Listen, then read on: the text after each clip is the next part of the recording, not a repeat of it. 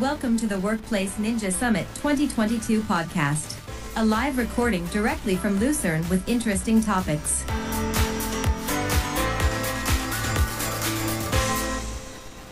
Hi everyone, welcome. There are we again with a new recording, and this time I have my co-host Peter on the table, and also Sami is joining us to talk about some nice topics, I think. But first, let's introduce the guys on the table. Peter Daalmans, one of the organizers of the Workplace Ninja Summit, and we are having a great conference. We have a lot of fun.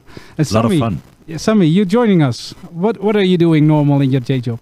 I'm a speaker flying around the world, speaking at different conferences like this, and do consulting for security topics and teach Windows internals, operating system troubleshooting, security concepts. Nice. And today or tomorrow you have a session somewhere. I think it was is today? Yeah, it actually was today. It was today? Yeah, I just finished it before lunch, so I was just after the keynote in the auditorium, and I did a session on Privileged Access Workstation. Great. And Privileged Access Workstation, is that a thing that we have to use it nowadays? Yes. Yeah. But why? You should. Why? Yeah, you should. Actually, the core concept is super simple. So customers are currently getting breached because of different kinds of threats coming out of the internet, and the concept of a Privileged Access Workstation is relatively simple. So the idea is that you're not allowed to use a computer to take down your whole company and at the same time use things like email and Facebook. So try to have a device that can take down the environment but cannot touch malware, and if you have a device that can touch malware, then it cannot take down the environment. So we shouldn't combine dangerous things with less dangerous things. And you see that all the time still at customers having a global admin account with an email box because they need to receive email. Yeah. It's insane, crazy. yes. Yeah, An admin account receives email. Yeah, that sounds horrible. Activating. But why? Yeah, exactly. That's a good question. Why? It's only about this is how we've done it before the world changed. Yeah. We have I just saw an old PowerPoint presentation from Chief Research Officer of F-Secure, Mikko Hyppönen, and he had a training material for 1996, I think. Yeah, 1996. And he had a PowerPoint that said that we currently already have 3 different malware that work for Windows 95. Whoa. And maybe next year we will already have one piece of malware that works for the NT operating system. Yeah, now for Windows 11. Yeah, now we have now we have 1 million per day, which 95% only appear once. So I mean, the world changed, but people want to work the same. That's mostly just malware as a service. That's a new business model. Yeah. So yeah. And Privileged Access Workstation is helping you in that way to secure your environment. Yeah, the idea is just to take the just take the attack surface down. I mean, if you have 500 computers in your company and 500 computers can potentially take down your environment, if you limit the connections for the dangerous protocols to only the laptops that are used by the IT people, that usually already takes down 90% of your attack surface. So, because it's usually like maximum 10% of people that would have those rights anyway. So it's just like common sense in that sense. Just takes down the attack surface. And people get it totally wrong, because the problem was that Microsoft built these Privileged Access Workstation models, but they were built always for like the military level, which meant that when you got it and you tested it out in a normal company, it didn't work. No. And then the problem with security many times is that I always say that the most important rule in security is that in security don't let perfect be the enemy of good. And when something doesn't work, people give up. And now there's like people in the US military that need 7 laptops for their daily work, but they shoot missiles. I mean, that's a different thing. If we think about a European company, the Privileged Access Workstation can honestly just be a concept like let's allow remote desktop protocol connections only from the IT workstations. Even that's a PAW. I mean that's a concept. So it's just Microsoft makes it all or nothing. Well, let's not say Microsoft makes it. I mean Microsoft only publishes the one that is safe enough for all of their customers, which includes military. And then the customers take it literally. They just, okay, let's run this turn on Privileged Access Workstation button. And it doesn't work, they give up. So that's what I was trying to talk to people today, is understand the concept. It's just relatively simple. It's not about the gazillion different settings that you have to change for a Privileged Access Workstation to be more tight than a normal one. It's more about the fact that just if you can take down the company from this laptop, don't go Facebook on it.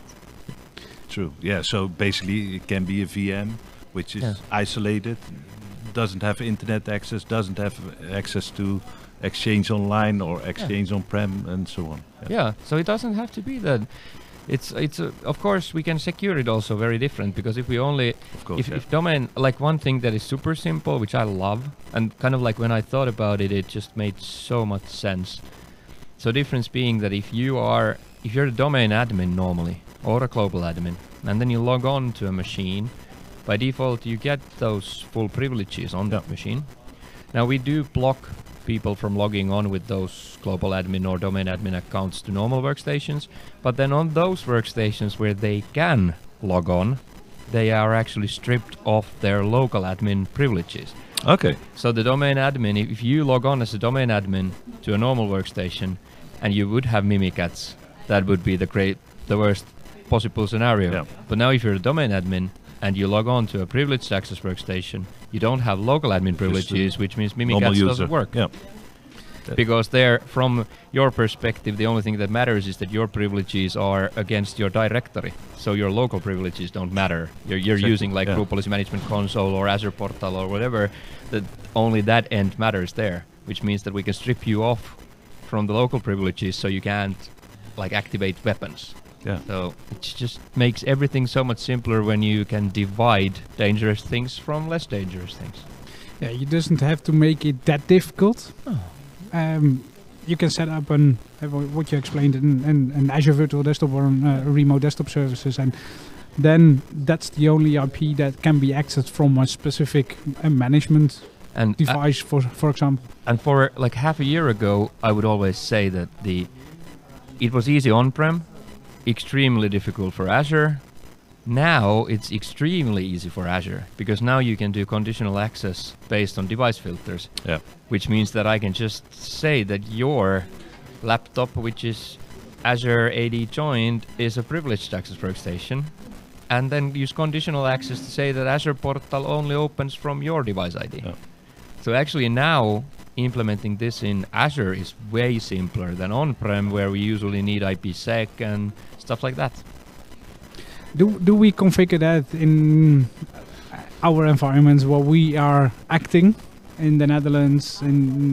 I don't know if it just this new modern concept, because it's more modern than to carry on a different laptop to do AD administration. I've seen AD admins having a different laptop for getting access to the directory service, but it's a lot of companies are starting with it. The concept is getting clearer and clearer, and it's what you said. It's easier and easier to do it in the cloud. And so and they know that they need to do something, because like you said, it can be a virtual machine. I mean, for my own company, for example, I don't have Azure. I mean, I don't have an on-prem Active Directory anymore for my own company. It's only Azure AD. But the management side, I carry with me my laptop, and when I log on to my laptop, I use my laptop's host operating system for Outlook and whatever. I mean, all my normal Office stuff. Yeah.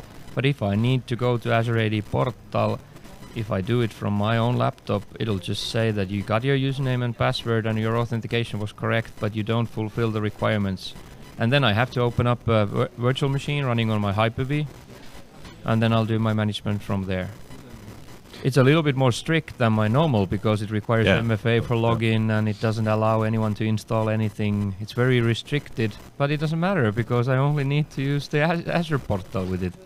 And what you said, everything technique, how can we do that?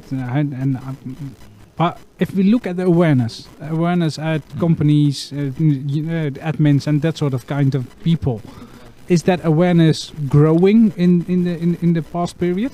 It is growing, and I mean, this Privileged Access Workstation, of course, for me, it touches me mostly for managing Azure or managing on-prem Active Directory. But I mean, I just love there's a book that was written by F-Secure's Mikko Hyppönen, and in the book he just mentioned that people also don't understand that these concepts they're not always just for the technical things that you could prevent the installation of malware in Windows, for example. But he just said that like one of the biggest things that companies lose money for in Finland currently are ransomware attacks, yes, but also these old CEO scams. Oh yeah. Where you send an email and this invoice needs to be paid instantly now. This is your CEO, and then they pay it, but to the wrong account.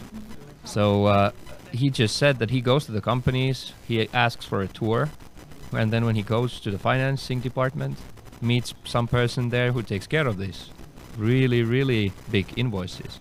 And he always asks them, like, what computer do you use for paying the invoices? Well, this is my workstation. They're proudly presenting this. This is my workstation here. Okay, so where do you Facebook? On the same. On the same. Yeah. So the concept, I think, is the important one, and for people to understand that we shouldn't combine everything into the same box. It's kind of like for my kids.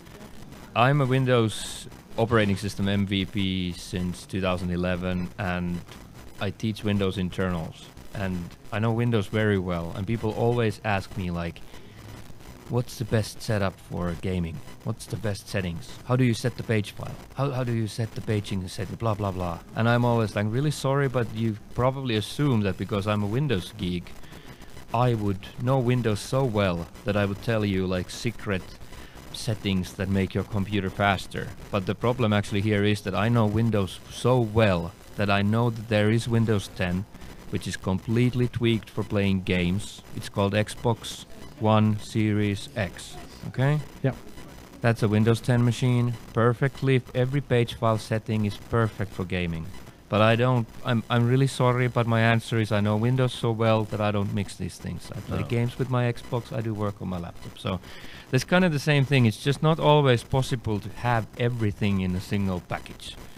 Yeah, and you have to give up a little bit, because that's also like, of course, annoying, because you would only have one computer, you would only have one account, and now your annoying security team comes in and says, now you need 2 devices, you have 5 different accounts, you have 5 MFAs, and I know I'm the most hated person in many companies when I go in. And then besides the 5 admin accounts, you also need to request privilege every time, because a normal admin account doesn't have any privilege. Yeah, but the world has changed. Yeah. I mean, that's just the annoying thing. When we were playing like we played for a long time, we didn't have a concept of ransomware either. We had the I love you virus. Yeah, exactly. I mean, life was very different. Yeah. I love them. Yeah, I was actually working for PepsiCo when that broke loose. That was really funny, and I remember this so well. There was a secretary that launched I Love You, the love letter virus, and we blocked. Luckily, our Exchange server in Oslo crashed. This is like 1995, 1996. Yeah. So it crashed in Oslo, so we were like protected after she had sent it to like 4,000 people maybe. And then I remember when I asked her, like, we have spoken about this so many times. Why did you click on that link or that attachment? And then she's like, Sami, you have to understand, if you get a letter from the CEO of PepsiCo, I had to turn that card. Yeah. That's the same issue that we have. There was another virus, but on the University of Maastricht, there was also one of the HR people, I think, click on some link, and then a few months later, everything happened. Yeah. We are here at Workplace Ninjas Summit 2022. You have delivered a session. What is the key component why you are here delivering a session? But besides that, I have been teaching troubleshooting for 22 years now, and I have always told everyone that the most important skill in troubleshooting is networking. I mean, we grew up in a world where you would do a 5-day course which would teach you how the server operating system works, workstation operating system works, Active Directory, networking infrastructure, security, everything. You could fit it in a 5-day mock course. Now, if you take the whole curriculum of learning how the Microsoft server, it's 28 days. I mean, this is not, it's not human. I really loved one, I'm just bragging here slightly, but the most retweeted tweet of Microsoft Ignite 2016 was a picture from one of my slides, and that slide said that it currently takes 100 engineers at Microsoft to know everything about Windows. Please give yourself some slack. So that's still honestly, like, if at the headquarters of Microsoft it takes 100 engineers to know Windows, still you have people, I have people coming into my Windows internals class. I ask them, why are you here?